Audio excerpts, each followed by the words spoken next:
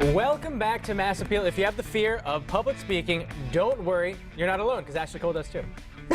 Yes, I do, actually. It's true. But with the right tools, you can overcome your fear. Interesting that cameras are fine. Cameras are fine, people not so much. Making me nervous. We're here with Tom Fox. He's a public speaking expert, and he's here to help us overcome our fear of public speaking. Tom, it's great to have you here. Thank you for having me. Now we're here. We have a captive audience. We're ready to speak in public, but a lot of people lose sleep over this. Yeah.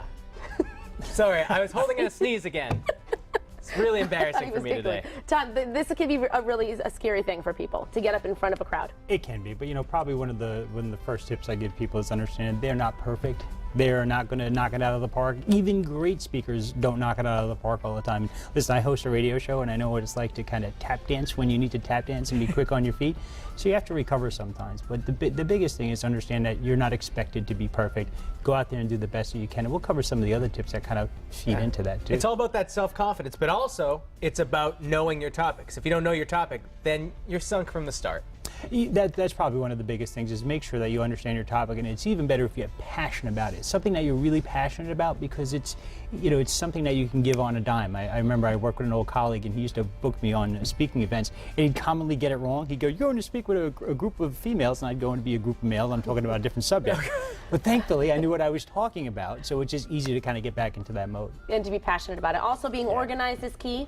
Yeah, you really have to get you have to make you're telling a story when you're doing public speaking, so you really have to outline how's that going to look. So you have to get organized, you have to get your facts in order, and you have to look at how the arc goes potentially. Where are you going to start? What's your middle point? And what do you want to do when you end? And Tom, it's also important that we practice, but how do we practice? How do you go about preparing to give a speech? There's a couple ways. I mean, back in the olden days, I guess you could get a group of your friends together like you've done here, and you can talk in front of them and give them, give them your beta test, so to speak. But now you can use technology, so you can record yourself, you can play it back, you can look at, all right, I did a good job there, I stumbled a little bit there. Maybe I'm talking too quick, which it tends to be when you come from New York. We tend to put a whole paragraph I'm not even from New York, and I talk really fast too. But yeah, so that's a good way. We have about a minute and a half. We want to get through these tips. You'd say people should visualize success. Yeah, look at yourself as though you're done with the speech and that it went great, that you had the best time ever. I mean, the more you visualize those positive thinking, it really can help you pull it through in the end. I think it's also important to notice that when you're standing up in front of a crowd, you think it's all about you.